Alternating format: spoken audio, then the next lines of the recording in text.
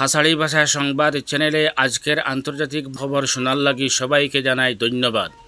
ভিডিওটি লাইক করে চ্যানেলটি সাবস্ক্রাইব করে পাশের বেল আইকনটি বাজিয়ে দিবেন এবং ভিডিওটি শেয়ার করে দিবেন যাহাতে সবাই দেখতে পারে। তাহলে শুনেন আজকের আন্তর্জাতিক বিস্তারিত খবর। ইসরায়েল মিডল ইস্টের বিভিন্ন অঞ্চলকে অশান্তি করে রেখেছে, ফিলিস্তিনি জনগণের বিরুদ্ধে ভয়াবহ গণহত্যা চালাচ্ছে এবং লক্ষ লক্ষ মানুষকে তাদের ঘরবাড়ি থেকে তাড়িয়ে দিয়েছে এবং ইরান হুমকির মুখে আছে। যে কোনো সময় ইরানের উপর শত্রুরা আক্রমণ করতে পারে। তাই ইরান পারমাণবিক শক্তির শান্তিপূর্ণ ব্যবহারের অধিকার কখনো ত্যাগ করবে না, একথা সাফ জানিয়ে দিয়েছেন ইরানের সুপ্রিম ন্যাশনাল সিকিউরিটি কাউন্সিলের সেক্রেটারি আলী আকবর আহমদিয়া। তিনি বুধবার নিশ্চিত করে আরও বলেছেন যে ইহুদিবাদী সত্তা মার্কিন যুক্তরাষ্ট্রের সহায়তায় পশ্চিম এশিয়া অঞ্চলের নিরাপত্তাকে ধ্বংস করে দিয়েছে।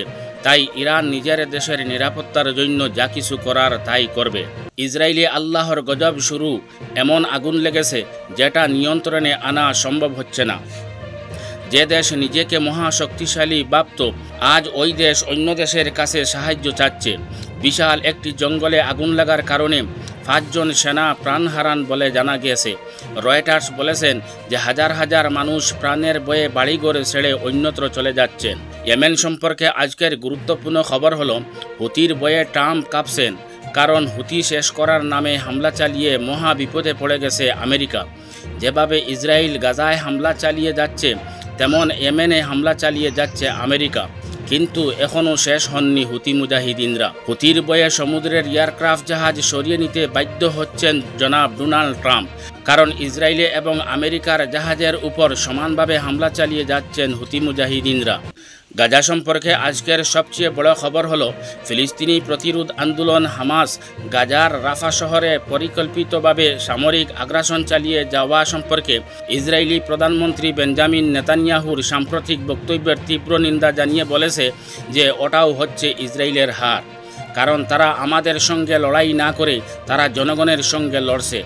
এক বিবৃতিতে হামাস জোর দিয়ে বলেছে যে নির্ধারক বিজয় অর্জন এবং রাফা ভেঙে ফেলা সম্পর্কে ইসরায়েলি কর্মকর্তার মন্তব্য গাজা উপত্যকায় ইসরায়েলি সরকারের ব্যর্থতাকে আড়াল করার জন্য মরিয়া চেষ্টা চালিয়ে যাচ্ছে ইসরায়েলি সরকার। হামাস আরও বলেছে, গাজায় সেনাবাহিনীর ব্যর্থতা ডাকতে জনগণকে এমন একটি ভ্রান্ত ধারণায় বিশ্বাস করানোর জন্য মরিয়া প্রচেষ্টা ছাড়া আর কিছুই নয় ইসরায়েলি সরকারের।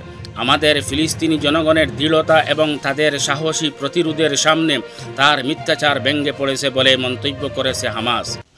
গাজা উপত্যকায় ইসরায়েলের নির্মম আগ্রাসনের বিরুদ্ধে বিক্ষোভের জন্য গ্রেপ্তার হওয়া ফিলিস্তিনি কলাম্বিয়া বিশ্ববিদ্যালয়ের ছাত্র এবং বৈধভাবে স্থায়ী মার্কিন বাসিন্দা মুহসেন মাহদাবিকে মুক্তি দেওয়ার নির্দেশ দিয়েছেন একজন মার্কিন ফেডারেল বিচারক। অবরুদ্ধ গাজা উপত্যকায় জাতিসংঘের সংস্থাগুলির উপর ইসরায়েলের বিমান হামলার জন্য মার্কিন যুক্তরাষ্ট্র ইসরায়েলকে সমর্থন করেছে বলে জানা গিয়েছে। মার্কিন কর্মকর্তারা বলেছেন যে হামলাগুলি বৈধ ছিল। 40টিরও বেশি দেশের মতামত প্রত্যাখ্যান করেছে যে 2023 সালের অক্টোবর থেকে জাতিসংঘ এবং আন্তর্জাতিক সংস্থাগুলির উপর হামলায় ইসরায়েল আন্তর্জাতিক আইন লঙ্ঘন করেছে। আন্তর্জাতিক বিচার আদালতের ICJ শুনানির তৃতীয় দিনে